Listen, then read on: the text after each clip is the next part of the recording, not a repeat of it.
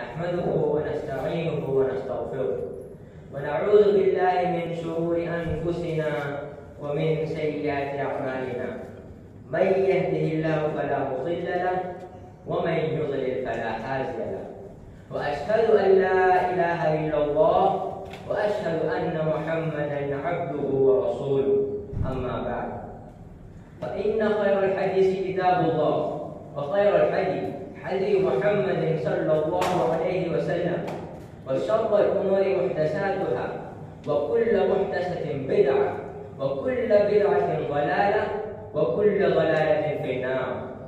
أعوذ بالله من الشيطان الرجيم. بسم الله الرحمن الرحيم. يا أيها الذين آمنوا اتقوا حق تقاته ولا تموتن إلا وأنتم مسلمون.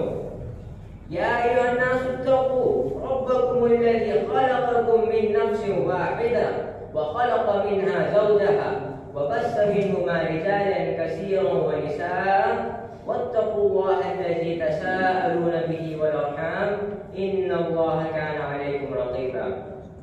يا أيها الذين آمنوا اتقوا الله وقولوا قولا سديدا يصلح لكم أعمالكم ويغفر لكم ذنوبكم ومن يطع الله ورسوله فقد فاز فوزا عظيما. قال تعالى في القرآن المجيد والفرقان الحميد: يا بني آدم خذوا زينتكم عند كل مسجد وكلوا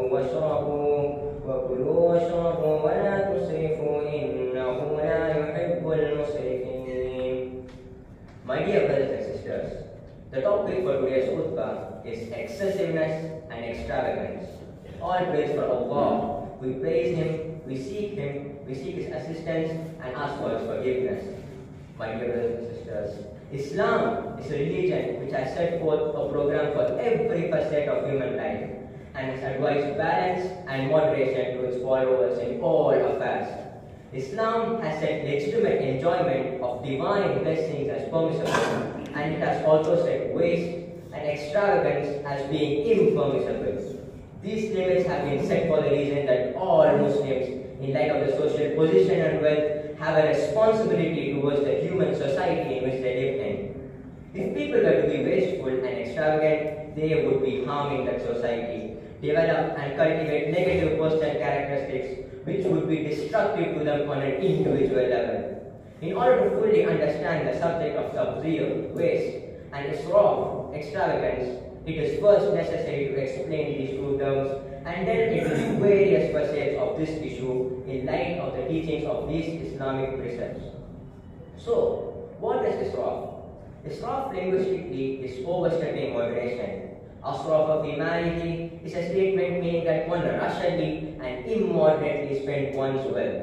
Israf and expenditure is wastefulness.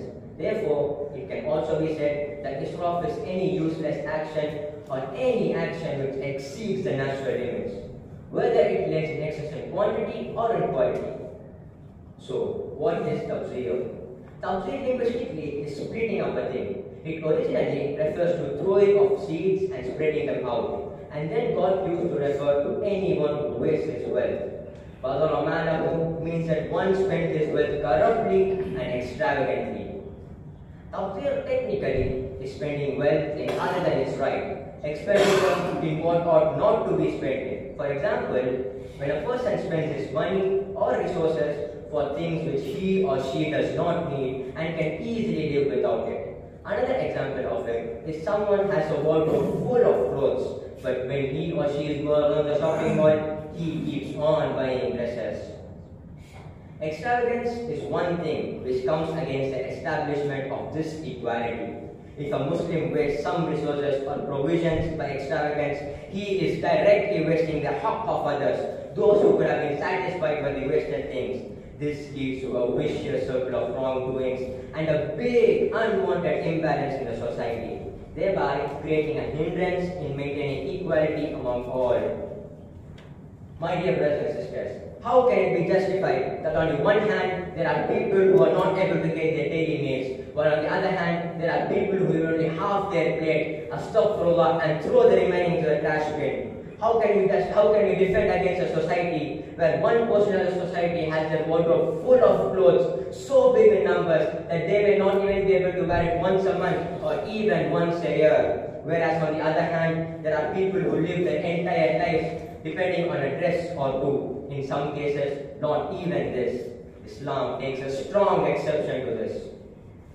Israf can also be understood by an example where a person needs, let us say, 2 breads in order to satisfy his hunger, but he takes 3 or 4 breads for his food. Naturally, as his diet requirement is just 2 or maybe 2.5 breads, he won't be able to finish more than that, thereby wasting the remaining bread.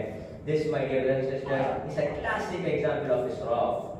However, Israf is not limited to food only. It can be observed in other things also. Quran speaks strictly in terms of Israf, as Allah says in Surah Al-A'raf, verse number 31. يا بني آدم خذوا زينتكم عند كل مسجد وكلوا واشربوا ولا تسرفوا إنه لا يحب المسرفين. O children of Adam, take your adornments by wearing clean clothes, while praying and going around the Kaaba. Eat and drink, but waste not by extravagance. Certainly, He likes not those who waste by extravagance. This type of extravagance may take place due to either carelessness, or due to negligence, or due to arrogance, or due to foolishness. Whatever may be the reason, it is not allowed in Islam. Israf can also take place due to one other reason. A person may end up doing Israf in spite of his or her intention of doing something noble. To understand such a case, let me quote an ayah from the Quran, from Surah Al-An'am. Allah Azza wa Jalla says, وَلَا تُسْرِفُوا إِنَّهُ لَا يُحِبُّ الْمُسْرِفِينَ. And waste not by extravagance. Verily, He likes not those who waste by extravagance. So, what is the difference between Israf and Tabzir? To spend more than necessity in those avenues which spending is permissible is termed as Israf. Allah Azza wa Jalla says in the Quran, eat and drink, but do not be excessive. Eating and drinking are necessities of life, and to spend in them is permissible. So spending any extra in them is called Israf. And to spend in those avenues wherein spending is not necessary is called Tabzir. Allah Azza wa Jalla says in the Quran, Surah Al-Isra, chapter number 17, verse number 27.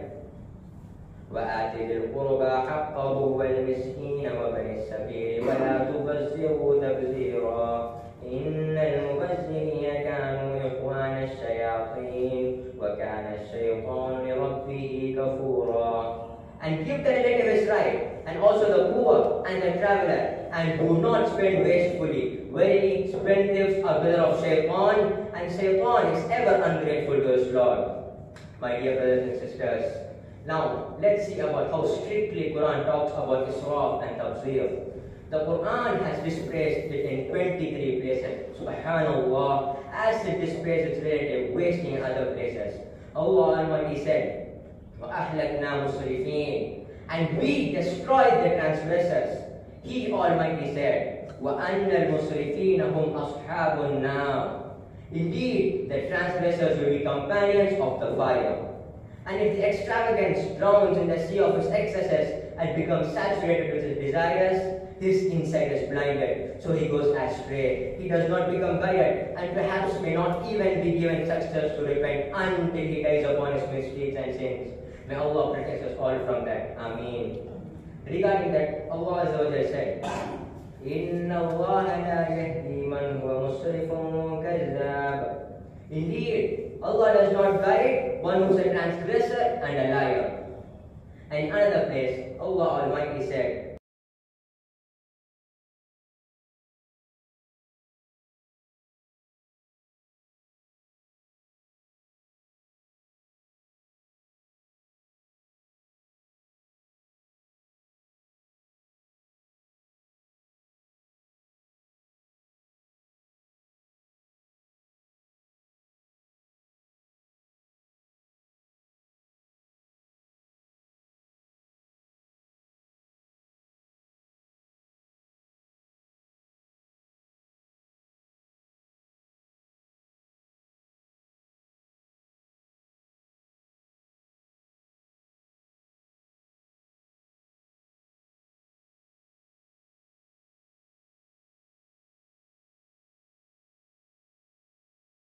ذلك يضل الله من هو مسرف مرتاب.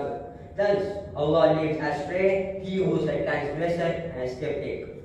My dear brothers and sisters, excessiveness is blameworthy in every case, and the prohibition even appeared among mentioning zakat and charity. Allah Azza wa Jalla says in Surah Al-An'am, chapter number 6, verse number 141, وَآتُوا الْحَقَّ يَوْمَ حَصَادِهِ وَلَا تُسْرِفُوا إِنَّهُ لَا يُحِبُّ الْمُسْرِفِينَ.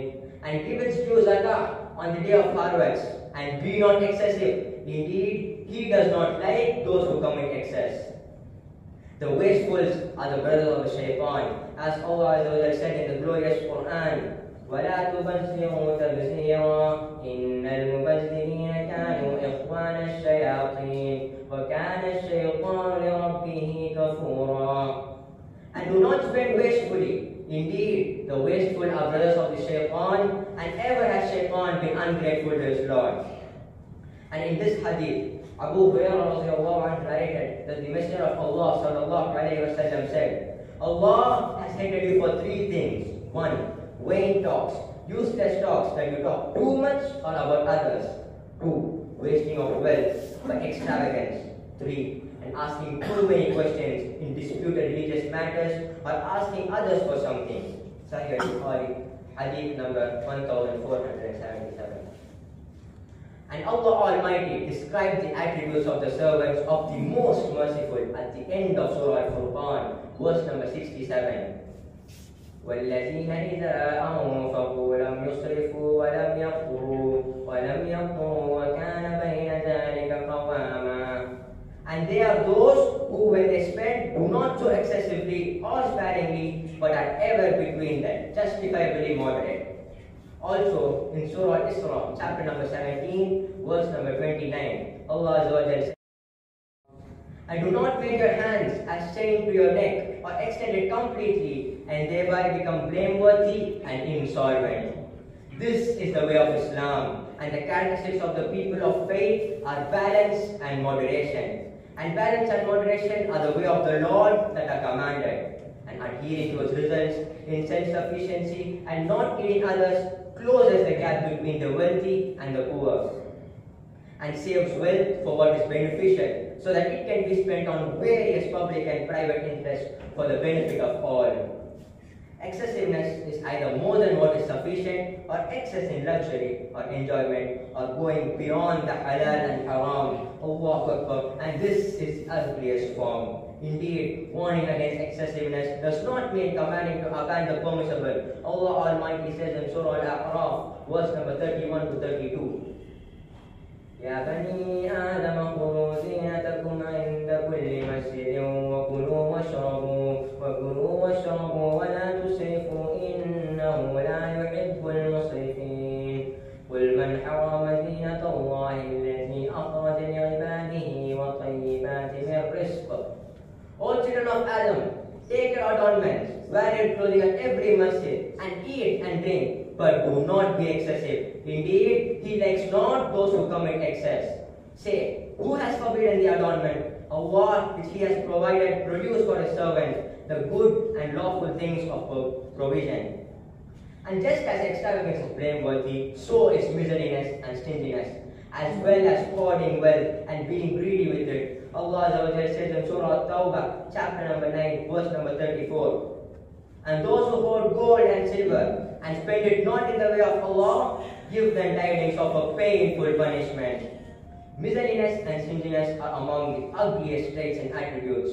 What is required is moderation, neither extravagance nor stinginess. Ibn Qayyim, may Allah have mercy on him, said, exceeding the limit in every matter harms the interests of this world and the hereafter. Rather, it also harms the body, for when his morals exceed the limits of justice and moderation, his health and strength diminish according to the extent of his excesses. And this is also the case for natural actions, such as sleeping, staying up, eating, drinking, intimate relationships, socializing, and being alone. My dear brothers and sisters, among the inflictions of extravagance is that it makes society degenerate, apathetic, and detached from striving and diligence. Just as it widens the gap between the rich and the poor, it sows enmity and hate. When the poor see the wealth squandering and wasting their wealth, while he is in distress, want, and in need for necessity. Even those with the low and middle incomes may seek to match the rich in their spendings and extravagance, so it may upset the economies of communities or may even have wider impacts.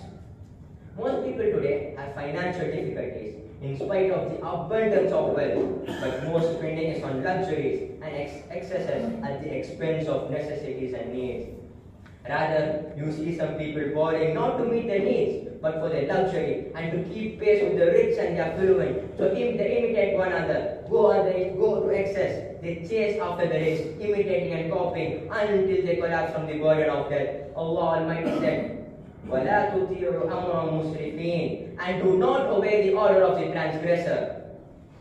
Borrowing was enjoined for meeting needs, not for luxuries that a person is not able to attain or sustain. The scholars have stated that it is strongly disliked to borrow money for other than necessity. Wahab ibn Munab, may Allah have mercy on him, said, it is an excess for a person to dress, eat, and drink from what he does not have, and what goes beyond subsistence is waste. What is striking in this regard is that great abundance of shops and markets are blowing away large amounts of money in buying what's needed, to the point that our societies have become huge consumer markets for every commodity. Our houses have become exhibitions for everything produced by the factories of the world and marketed by the companies.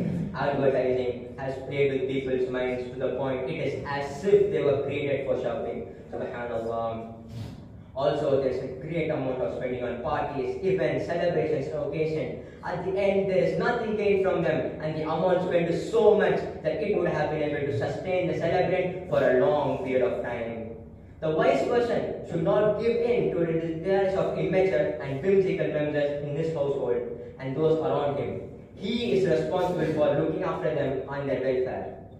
أقول قولي هذا واستغفر الله لي ولكم ولسائر المسلمين من كل ذنب فاستغفروه إنه غفور رحيم. بارك الله لي ولكم في القرآن العظيم ونفعنا وإياكم بما فيه من آيات وذكر حكيم إنه تعالى جواد كريم ملك رؤوف رحيم.